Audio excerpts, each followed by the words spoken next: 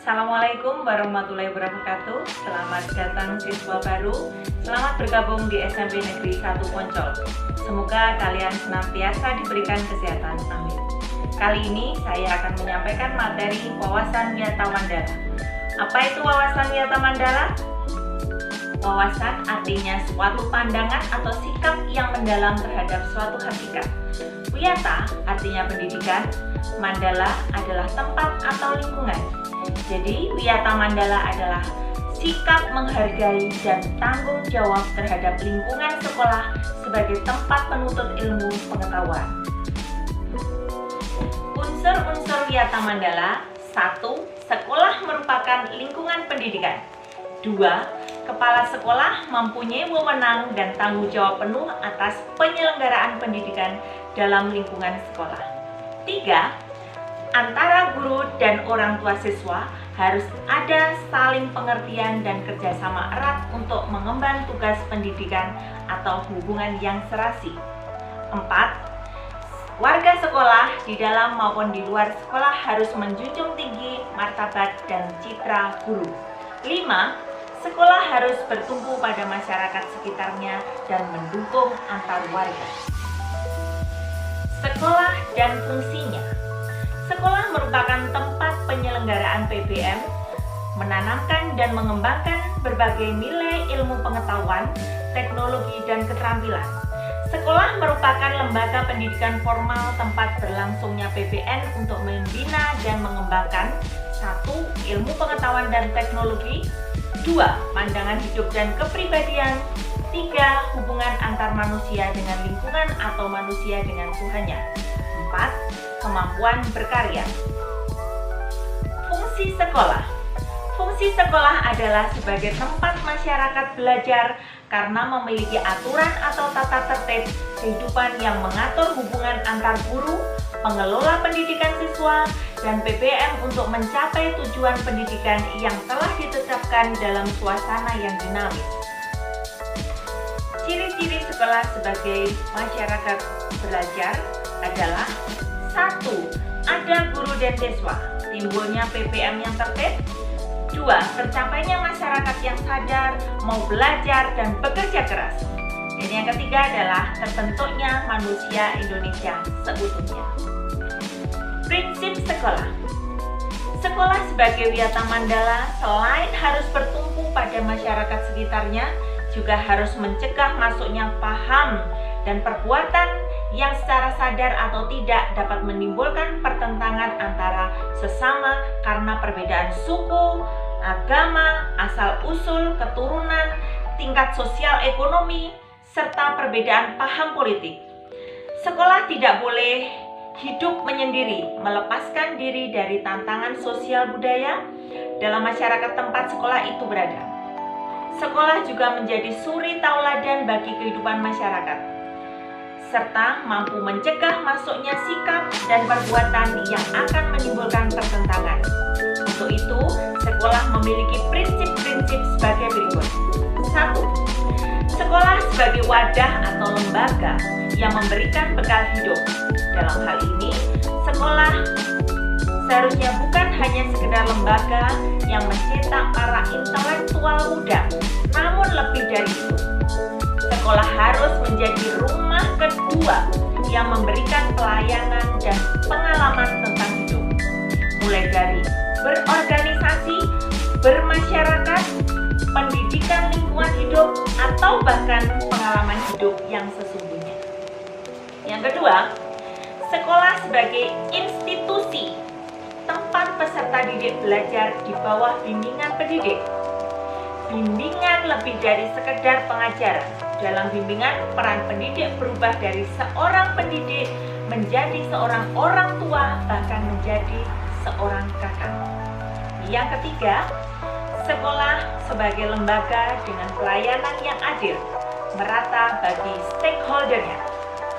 Hal tersebut bisa berupa pemerataan kesempatan mendapatkan transfer of knowledge maupun transfer of experience dengan tanpa membedakan baik dari segi kemampuan, ekonomi, kemampuan intelijensi, dan juga kemampuan fisik.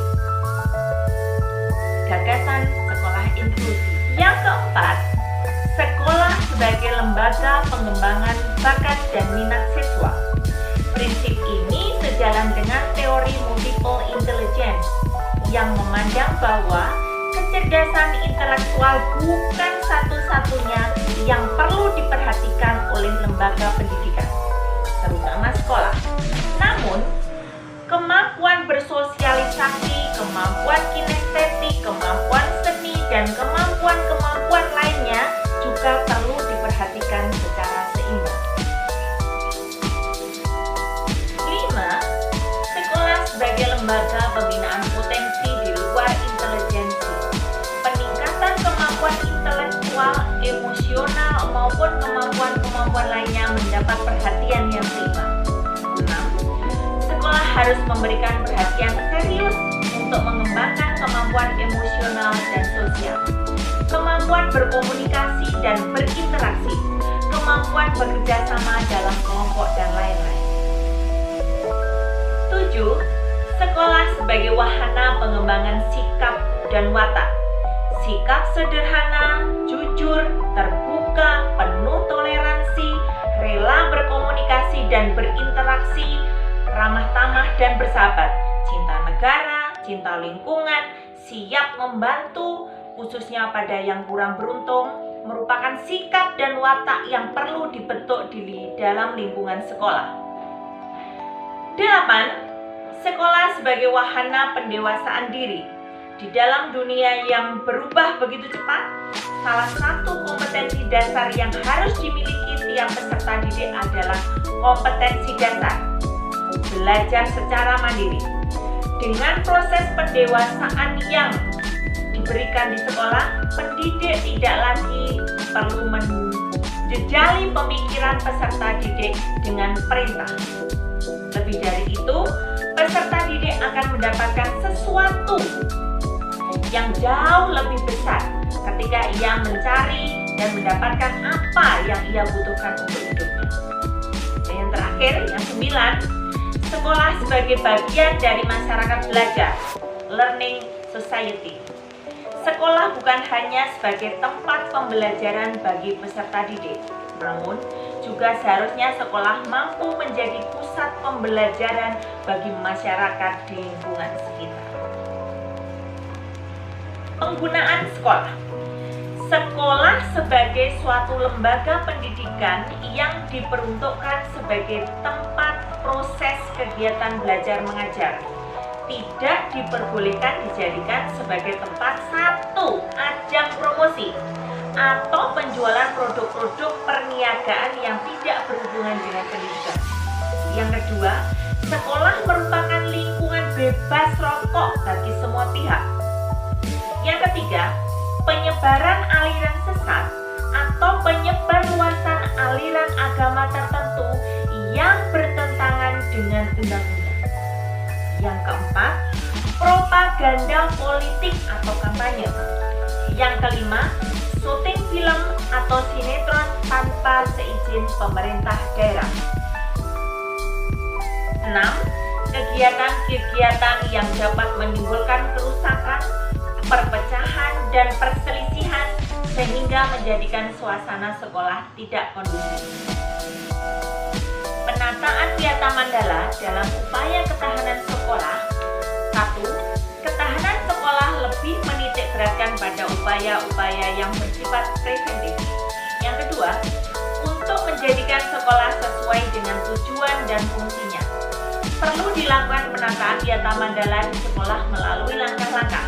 Pertama, meningkatkan koordinasi dan konsolidasi sesama warga sekolah untuk dapat mencegah sedini mungkin adanya kegiatan-kegiatan dan tindakan yang dapat mengganggu proses belajar mengajar. Kedua, melaksanakan tata tertib sekolah secara konsisten dan berkelanjutan. Ketiga, melakukan koordinasi dengan komite sekolah dan pihak keamanan setempat untuk terselenggaranya ketahanan sekolah. Keempat, mengadakan penyuluhan bagi orang tua dan siswa yang bermasalah. Kelima, mengadakan penyuluhan dan pembinaan kesadaran hukum bagi siswa. Keenam, pembinaan dan pengembangan keimanan, ketakwaan, etika bermoral Pancasila, kepribadian sopan santun dan berdisiplin. Ketujuh, pengembangan logika para siswa, rajin belajar, gairah menulis, gemar membaca informasi ataupun penemuan para ahli. Kedelapan, mengikut sertakan siswa dalam kegiatan ekstrakurikuler dan pengembangan diri. Dan yang terakhir, mengadakan karya wisata dalam rangka pengembangan indah. Tugas, wewenang, dan tanggung jawab kepala sekolah dalam hal pelaksanaan Wiyata Mandala. Kepala sekolah sebagai pimpinan utama bertugas dan bertanggung jawab memimpin penyelenggaraan belajar mengajar serta membina pendidik dan tenaga kependidikan serta membina hubungan kerjasama dan peran serta masyarakat. Kepala sekolah dalam melaksanakan penataan Wiyata Mandala di sekolah dengan melaksanakan kegiatan-kegiatan sebagai berikut. 1. Melaksanakan program-program yang telah disusun bersama komite sekolah. Kedua, menyelenggarakan musyawarah sekolah yang melibatkan pendidik, OSIS, komite sekolah, tokoh masyarakat, serta pihak keamanan setempat. 3. Menertibkan lingkungan sekolah, baik yang berbentuk perangkat keras atau sarana prasarana dan perangkat lunak berupa peraturan-peraturan, tata tertib, tata upacara, dan lain-lain. Yang keempat, mengadakan pertemuan baik rutin maupun insidentil yang bersifat inter sekolah, yaitu kepala sekolah, pendidik, dan orang tua siswa. Yang kelima, menyelenggarakan kegiatan yang dapat menunjang ketahanan sekolah seperti PKS, pramuka, PMR, paskibra, kesenian, dan sebagainya. Mekanisme dalam pelaksanaan Wiyata Mandala. Dalam rangka pelaksanaan Wiyata Mandala perlu upaya penanggulangan secara dini setiap permasalahan yang timbul sehingga dapat menghilangkan dampak negatifnya, yaitu dilaksanakan secara terpadu, bertahap, dan berlanjut. Sebagai berikut.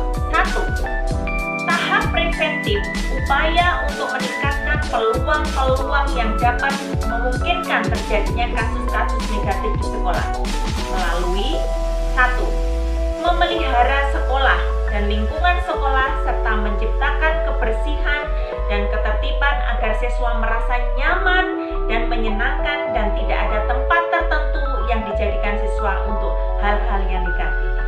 Kedua, menciptakan suasana yang harmonis antara pihak pendidik, staf, dan siswa serta penduduk di sekitar sekolah. Yang ketiga, membentuk jaring-jaring pengawasan atau kontrol serta razia terhadap kegiatan siswa di lingkungan sekolah. Keempat, menghilangkan bentuk-bentuk perpeloncoan pada saat MOS atau MPLS. Kelima, meminimalisir keterlibatan kelompok maupun perorangan dalam kegiatan sekolah. Keenam, mengisi jam-jam kosong dengan pelajaran atau kegiatan ekstra lainnya. 7. Meningkatkan kegiatan ekstrakurikuler pada masa awal atau akhir semester dan masa liburan sekolah. 8. Meningkatkan keamanan dan ketertiban khususnya pada saat berangkat atau usai sekolah. 2. Tahap represif, upaya untuk menindak siswa yang telah melanggar peraturan-peraturan dan tata tertib sekolah. Upaya represif antara lain sebagai berikut. 1. Mendamaikan para pihak yang terlibat perselisihan, berikut orang tua atau pendidik atau pembinanya. Yang kedua, membatasi area tempat terjadinya aksi. Yang ketiga, menetralisir isu-isu yang berkembang dan mencegah timbulnya isu-isu baru. Keempat, berkoordinasi dengan pihak keamanan apabila terdapat pihak luar sekolah yang melanggar keamanan, ketertiban, dan perbuatan kriminalisasi di lingkungan sekolah. Yang kelima, mengungkap lebih lanjut keterlibatan pihak luar sekolah atas kasus yang timbul dan menyelesaikan secara hukum. Keenam, mengikut sertakan para ahli untuk mengadakan bimbingan dan penyuluhan. Terakhir, memberikan sanksi sesuai tata tertib yang berlaku.